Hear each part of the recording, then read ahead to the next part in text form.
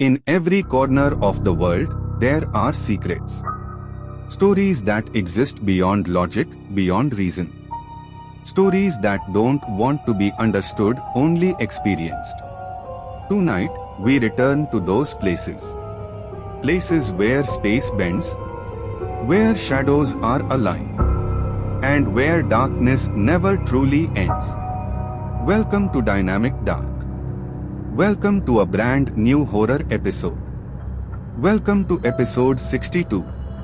I'm Aditya, and today I bring you 3 terrifying haunted stories. New stories. New week. New fear.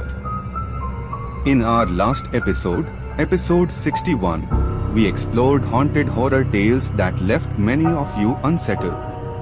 If you missed it, the link is in the description below. Make sure to check it out. And now, let's begin episode 62.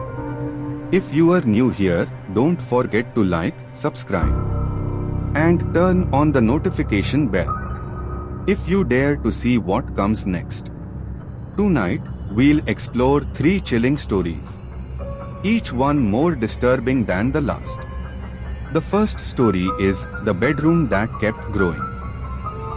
The second story is The Corridor That Keeps Adding Doors. And the third story is The Room with No End Wall. If you love horror like this, then you are in the right place. Because only on Dynamic Dark will you experience classic creepypasta style horror, blended with psychological fear and haunting, unexplained darkness. For the best experience, put on your earphones or headphones. Let the silence, the suspense, and the shadows consume you. And if your room lights are on, turn them off for a more cinematic and terrifying experience. Now, let's begin today's first story. The Bedroom That Kept Growing. Smiling Face with Horns, Black Heart. The bedroom was small. So small that Arlo could touch both walls without moving his feet. Every night he walked through it, he knew every corner, every inch of the floor, every shadow that fell from the lamp. And yet, that night, something felt different. He woke up and instinctively reached out his hand to touch the wall, to ground himself. But his hand didn't reach the wall, it was farther away than it should have been. He sat up slowly, his heart pounding, eyes adjusting to the dim yellow glow. The space between the bed and the wall had stretched unnaturally. It wasn't a dream, he could feel the change, the tension in the air. The room felt heavier, like it was holding its breath. A shadow appeared at the far end, taller than it had any right to be, blacker than the darkness itself. Arlo blinked, trying to convince himself it was his imagination, but the shape didn't move. He took a cautious step toward the door. The room stretched with him, growing larger, darker, colder. Every inch he moved seemed to create more space behind him, more space around the shadow. The light from the lamp flickered, elongating the shadows across the floor, bending the corners in ways that didn't make sense. He could feel something watching, patient, waiting. He wanted to look away, wanted to close his eyes, but he couldn't. The air was thick, heavy, and the room felt alive, aware of his presence. And then it hit him, the room wasn't just growing. It was making space for something. Something black. Something standing silently, unmoving, at the far end, as if it had been there all along, waiting for him to notice. His breath caught. The shadows stretched toward him, reaching through the space that shouldn't exist. He wanted to run, but his legs wouldn't move. The room had changed. The bedroom he knew was gone.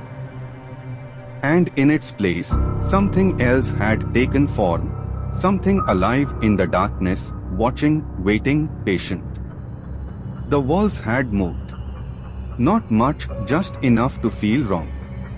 Arlo stood still, staring, trying to measure the distance with his eyes. The ceiling looked higher now, stretching upward into a shadow he didn't remember being there before. The air felt thicker, heavier, like the room was breathing. Each breath he took felt delayed, as if the room decided when to give it back to him. He turned slowly in a full circle.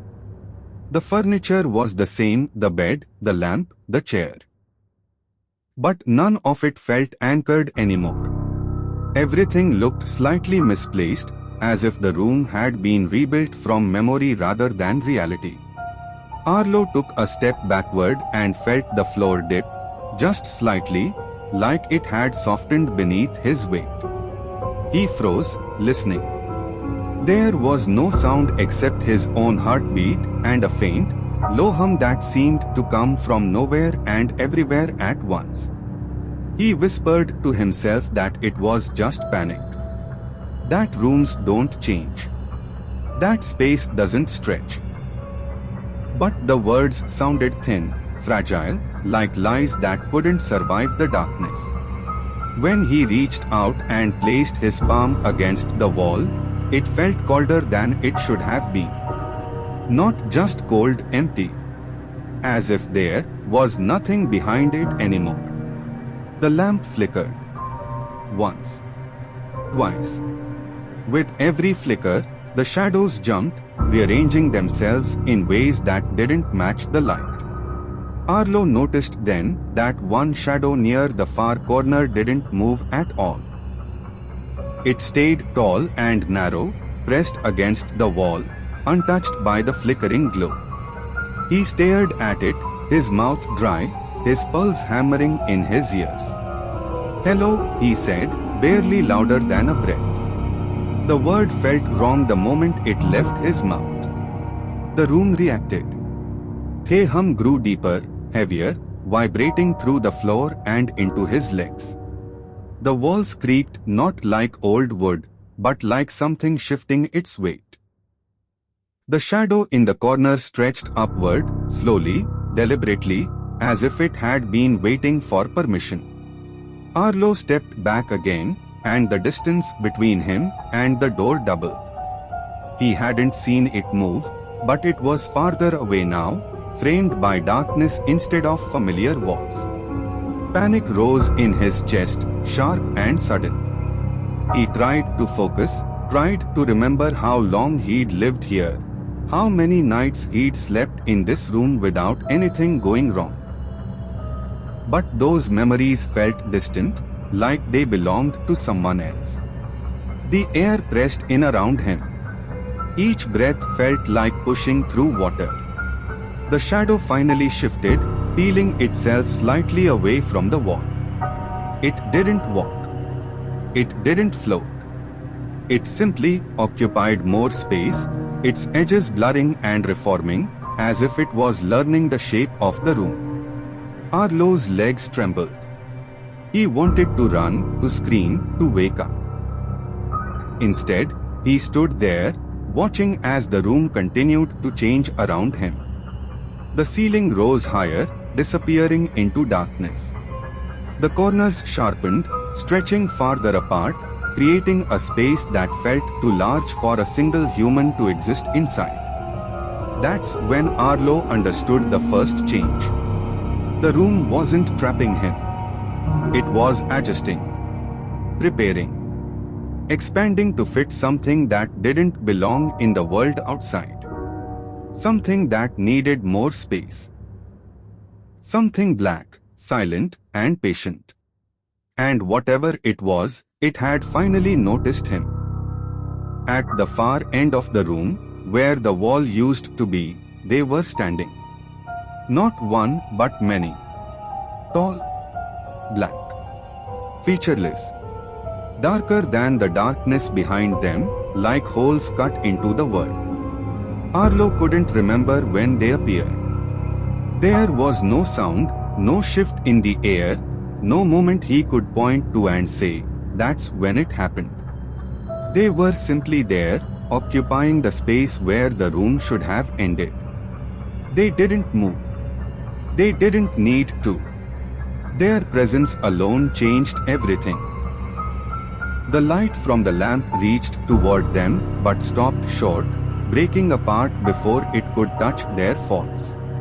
Shadows pulled unnaturally at their feet, spreading across the floor like ink seeping into paper. Arlo felt his chest tighten, his breathing slow, as if the room was adjusting its rhythm to match theirs. He counted them without meaning to. 1, 2, 3, 4.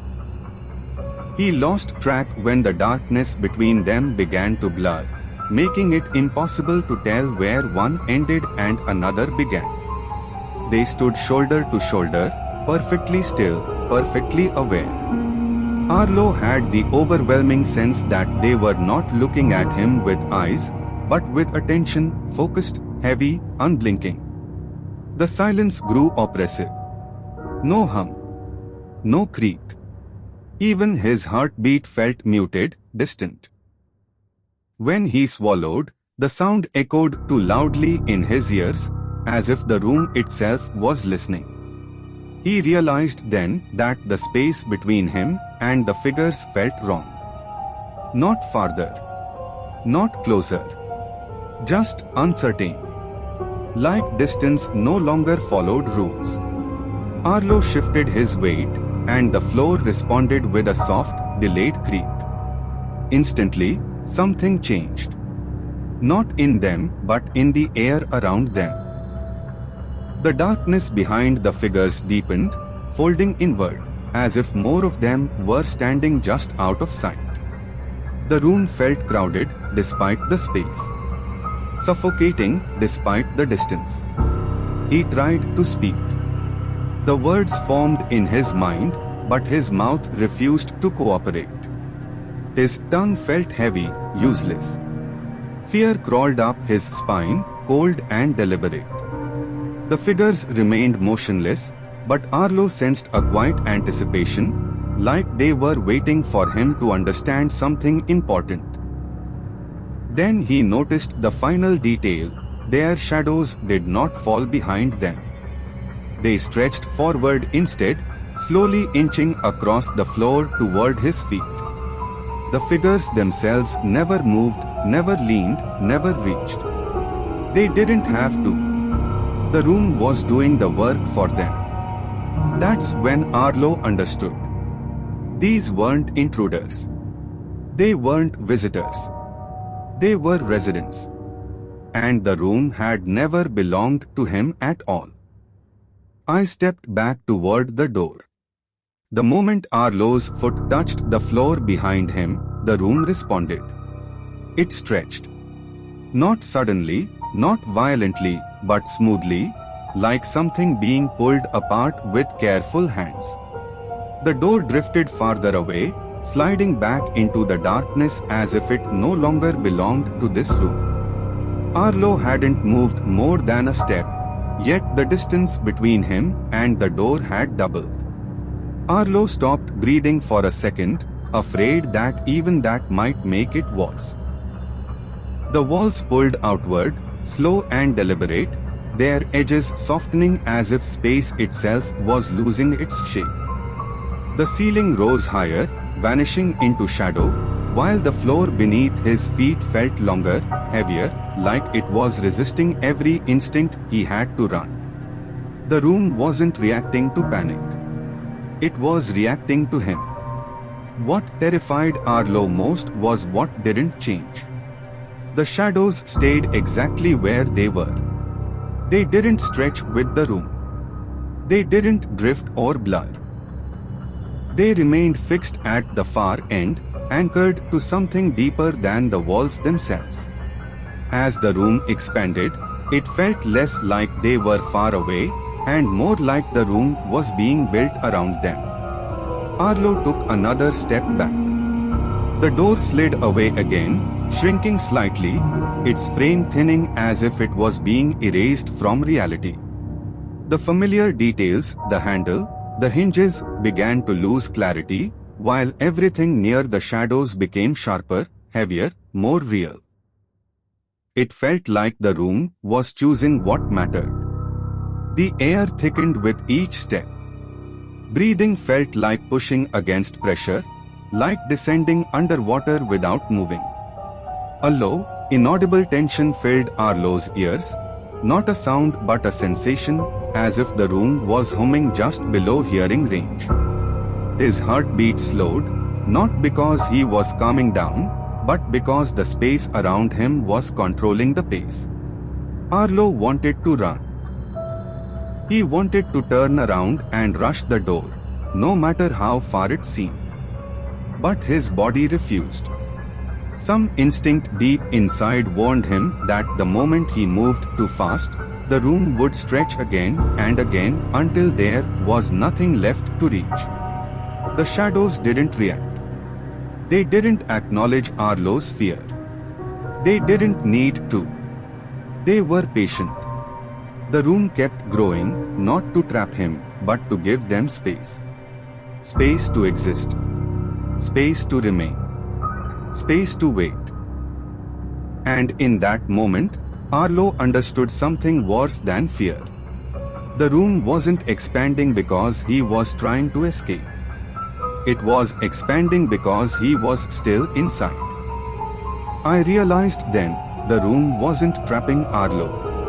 Every instinct in him screamed otherwise, but the truth settled slowly and heavily in his chest. The walls, the ceiling, the floor, none of it was closing in. It was expanding. Carefully. Deliberately. As if the room was being reshaped for something that needed more space than a human ever could. At the far end, the tall black figures reacted. Just slightly. They leaned forward, not to attack, not to rush him, but enough for Arlo to notice. Enough to make his stomach drop. Their movement was slow, controlled, almost respectful. The light from the lamp reached toward them and faded, refusing to touch their forms, making their silhouettes feel solid, permanent. Arlo felt the air change. Not colder. Not warmer. Heavier. Like pressure building before a storm that never breaks. The shadows beneath the figures stretched forward again, creeping across the floor, stopping just short of his feet. They weren't reaching for him. They were waiting. And that's when the understanding hit him fully. The room hadn't been reacting to his fear. It hadn't been responding to his movement. It had been preparing. Every stretch of the walls, every rise of the ceiling, every impossible change in distance, it was all to accommodate them. To welcome them. The black figures leaned forward again, just enough to make it unmistakable. Not hostile. Not violent. Almost inviting. Arlo felt something tighten inside his chest, a quiet dread far worse than panic. Because now he knew they didn't need to chase him. They didn't need to attack. The room already belonged to them. And Arlo was simply standing in the space they had made. Morning came. The first rays of sunlight filtered weakly through the blinds, casting familiar shapes across the bedroom.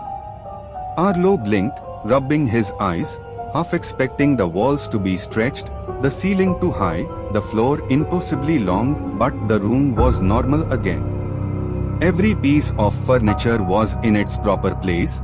The lamp sat quietly on the bedside table, and the shadows behaved like ordinary, harmless shades once more. Relief washed over him, slow and fragile, like waking from a bad dream he wasn't sure he had. He moved through the room cautiously, testing each step, checking corners he knew so well, expecting, hoping that the darkness hadn't left anything behind. Nothing moved. Nothing whispered.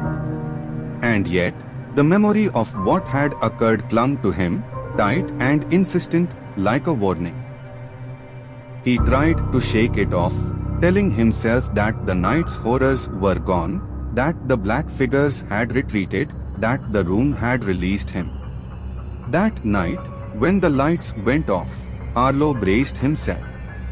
Every instinct screamed to flee, but his body stayed frozen as his eyes adjusted to the darkness. And there they were again, the black humanoid ghosts. Taller, darker, featureless, standing at the far end of the room, farther back than before, their presence unmistakable. They didn't move, didn't advance, and yet their weight pressed down on the air, heavy and patient. Arlo's chest tightened. His breathing slowed. The shadows stretched slightly toward him, testing the boundaries of the space, waiting for the room to grow again. Nothing else had changed, yet everything felt different. He understood now that this wasn't just a room, not just a space. It was alive, aware, and the black figures were its eternal residents, patient in a way that humans could never comprehend. Arlo turned toward the corner of the room, then back again, realizing the truth. The night would always come, the room would always expand, and the shadows would always wait. He was never truly free. And as the lamp flickered once, though the room seemed ordinary, he felt the room exhale, a slow, deliberate breathing that promised the darkness would return. The night was patient. And so were they. The second story is the corridor that keeps adding doors. Night came. The hallway outside Irwin's apartment was quite familiar. 6 doors lined the corridor, exactly as they always had been. Irwin counted them almost automatically, his eyes scanning each one, the paint peeling slightly at the edges, the brass handles dull with age. Everything felt ordinary, predictable, safe until that night. He froze. There it was, the 7th door. Not one he had ever noticed, not one on any map or maintenance list. Its surface was featureless, smooth, and faintly shimmering under the dim hallway light. Irwin's heart pounded. He stepped closer, hesitant, trying to tell himself it was a trick of the shadows, but the door was solid. Real. And something about it felt aware.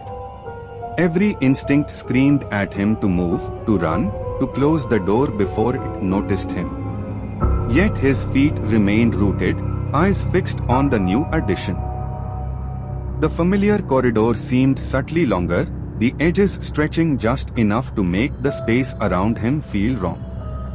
The other 6 doors stayed unchanged, perfectly ordinary, mocking in their stability, while the 7th stood silent, patient, waiting. Irwin's chest tightened.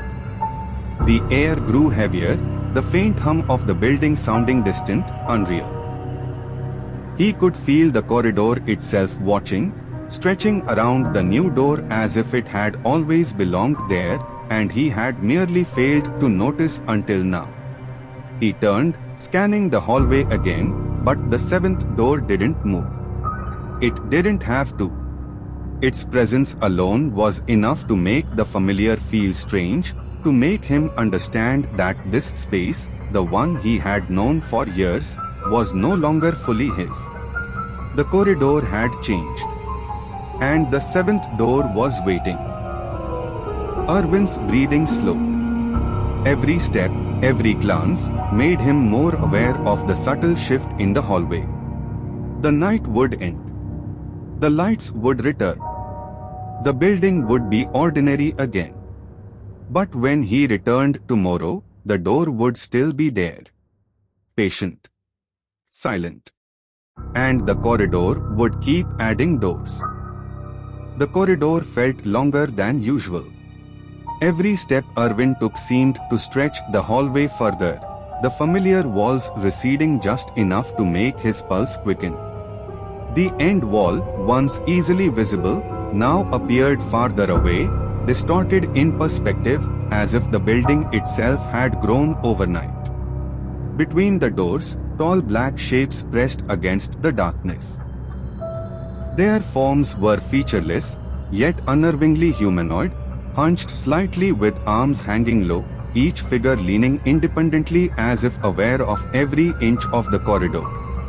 They didn't move toward him, didn't block his path, but the air around them throbbed with silent intent. Irwin's eyes darted from door to door, counting 6, 7, and the figures remained patient and still, watching the spaces between the doors rather than the hallway itself. Shadows stretched from their elongated limbs, crawling subtly across the floor in slow, irregular pulses. Every detail of the corridor felt altered, the familiar became alien, the safe became tense. He slowed his pace, heart hammering, aware that the hallway wasn't trying to trap him, yet the black figures were asserting dominance over the space, silently claiming it. The corridor had expanded, yes, but it had done so for them, not for him. Every shadow, every elongated silhouette, reinforced the quiet, oppressive truth. This place was no longer entirely human and Irwin was just passing through their domain. The next night, Irwin counted the doors again. 9 doors where there had once been 6. His heart skipped as he tried to rationalize it, new maintenance, a trick of the dim hallway light, but every number matched the reality staring back at him. The corridor felt colder now, the air heavier, and each footstep echoed twice, bouncing off walls that seemed impossibly farther apart than the night before. The shadows had multiplied. The black humanoid figures that had watched silently now appeared in greater numbers, filling the spaces between the doors. Their bodies were tall, slightly hunched, and featureless, but this time their arms twisted subtly at odd angles, fingers hovering just above the floor. They remained still, yet their presence dominated the corridor, making every inch of the familiar space feel alien. Irwin's breathing caught in his chest. The faint shimmer of the new doors reflected dim light, but it did nothing to illuminate the figures. The shadows stretched unnaturally across the floor, moving almost imperceptibly toward him, creating a slow, tense rhythm. The corridor was no longer simply expanding, it was alive, aware, and the black figures multiplied to claim every added doorway, silent, patient, and watching. He took a careful step forward, each echoing against the impossibly long walls. Every door, every shadow, every silent figure reminded him the corridor was no longer a place he could fully understand, and the darkness had grown far beyond what he had ever known. Irwin took a cautious step forward, and the corridor seemed to stretch before him. Not smoothly, not naturally, it was as if the building itself was being pulled apart, walls elongating and ceiling rising in imperceptible shifts. Every familiar detail of the hallway warped subtly, the doors farther apart, edges bending just enough to make his stomach tighten. The black humanoid shadows remained exactly where they were. They didn't move, didn't react to him at all. Their tall, featureless forms pressed against the darkness between the doors, their arms hanging low, heads tilted slightly, observing without haste. Yet their stillness felt heavy, anchoring the space as the corridor itself shifted around them. Irwin's heartbeat quickened. Each echo of his step returned slower than expected, bouncing off walls that had elongated in silence. The corridor was no longer passive, it was alive, reshaping itself while the shadows maintained an unyielding control. Their presence, unwavering and patient, made him understand a chilling truth. The hallway wasn't just expanding, it was being guided, tethered by entities far older and more deliberate than anything human. Every breath, every cautious movement, made him aware that the corridor had a rhythm and the black figures were the keepers of it. As the walls stretched, the shadows remained, anchoring the space, a silent, watchful force waiting for the next step he dared to take. Irwin finally understood. The corridor wasn't growing randomly, nor was it simply stretching for no reason. Each elongation, every subtle pull of the walls, had a purpose. It was making room, rearranging itself quietly, deliberately, in ways that defied his understanding. The black humanoid figures weren't lost, wandering aimlessly between the doors. They had always been there, patient and still, but now he realized their presence was purposeful.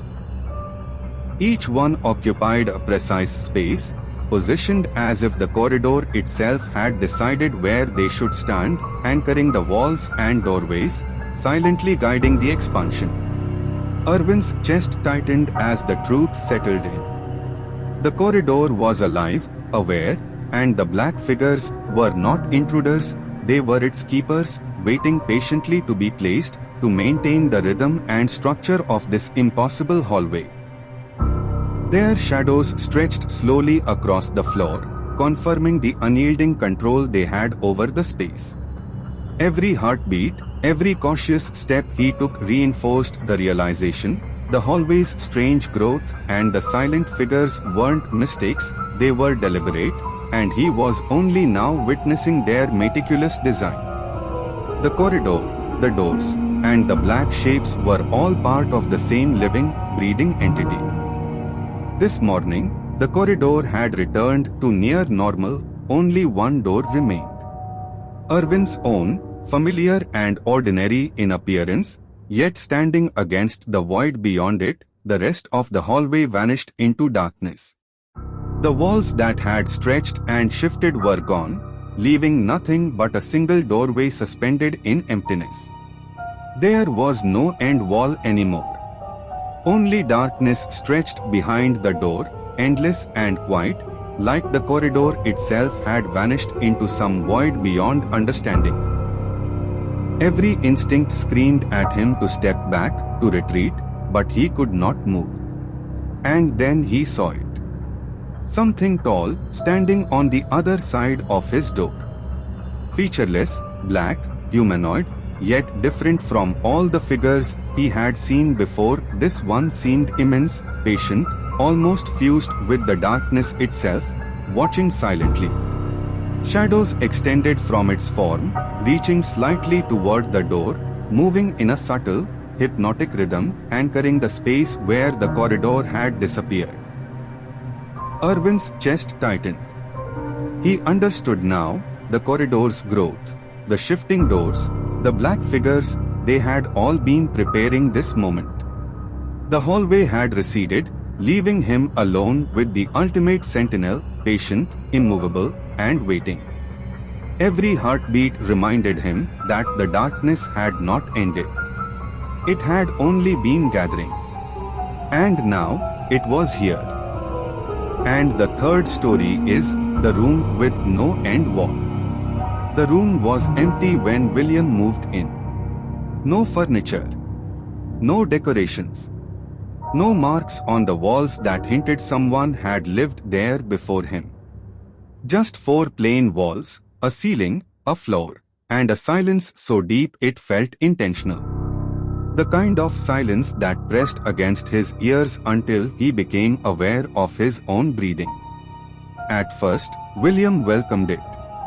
He told himself this emptiness was peace. A fresh start, a blank space where nothing bad had ever happened. William stood in the center of the room that first night, listening. No traffic outside. No voices from neighbors. Not even the distant hum of electricity. The silence wasn't just the absence of sound, it felt like the room was absorbing it, swallowing every noise he made. When he spoke out loud, just to test it, his voice sounded wrong, thinner somehow, like it didn't fully belong there. The walls looked ordinary. Smooth. Clean. painted a dull, forgettable color. William walked around, touching them one by one, grounding himself in something solid. 4 walls. That's all it was. That's all it could be. He even let out a quiet laugh, embarrassed by the unease creeping into his chest. But later, lying on the floor in the dark, staring at the ceiling, a strange thought settled in. William realized he couldn't remember seeing the far wall clearly, the one opposite the door. Not really. He knew it was there. It had to be. Rooms don't exist without end walls. Still, the memory felt incomplete, like trying to recall a face seen only in a dream. He told himself it was nothing. Moving exhaustion. New place nerves. The mind fills empty spaces with fear when there's nothing else to hold on to. William closed his eyes, listening again to the silence, convincing himself the room was exactly what it appeared to be. At least, that's what he thought. One night, William noticed something subtle but impossible. The back wall of the room felt farther away than it had been before. Not by much, just enough to make his steps sound wrong. When he walked toward it, his footsteps echoed longer than they should have, the sound stretching out as if the room had more space to fill than it used to. He stopped halfway, listening, waiting for the echo to fade, and felt a slow unease crawl up his spine. He turned back toward the door, then toward the far end again, trying to measure the distance with his eyes. The wall looked the same. Smooth. Plain. Exactly where it was supposed to be. And yet his body insisted otherwise. The air felt thicker the farther he walked, like moving through something that resisted him gently but deliberately. William tested it again the next night. The echo lingered even longer this time. His footsteps returned with a hollow delay, as if the room had developed a depth that wasn't visible. He reached out to touch the wall and hesitated. The idea of his hand meeting empty space instead of solid paint filled him with quiet dread. The room wasn't changing quickly. There were no sudden shifts, no dramatic movements. It was changing patiently, adjusting itself in increments, too small to notice in a single moment, but impossible to ignore over time. Whatever was happening didn't feel accidental. It felt measured. Controlled. Standing alone in the dim light, William realized the room wasn't trying to scare him. It was waiting. Letting him adjust. Teaching him, slowly, that the space he trusted was no longer bound by the rules he understood. The wall didn't vanish. It faded. Beyond it stood tall black figures, silent, motionless, watching from the space where the room should have ended. Microphone narration for endless space. Narration. I stepped forward. The room stretched again. The farther I went, the farther it became. The figures stayed in place. They didn't chase. They waited. Microphone narration 5. Understanding the trap. Narration. I finally understood what the room was doing. It wasn't hiding them. It was revealing them. One wall at a time. The landlord says the room never changed. But when I stand inside it now, I can't see where it ends. And neither can the shadows standing behind me. So that was the end of episode 62 of Dynamic Dark. If these chilling tales and haunted stories made you shiver, tell us in the comments which story kept you awake tonight. The most terrifying comment. I, Aditya, will pin it. Don't forget to like, subscribe, and enable notifications bell so you never miss our next descent into the unknown. And share this video with your friends and family if they can handle the fear. Have a haunted location, creepy encounter, or urban legend to share? Drop it in the comments. The idea with the most likes will be featured in our next episode. Episode 63 is coming soon, where we will dive deep into creepypasta horror stories, uncover darker mysteries, cursed places, and secrets that linger where the shadows never sleep. Stay tuned, keep watching, and dare to explore the terrifying unknown with Dynamic Dark every episode at 7:45 p.m.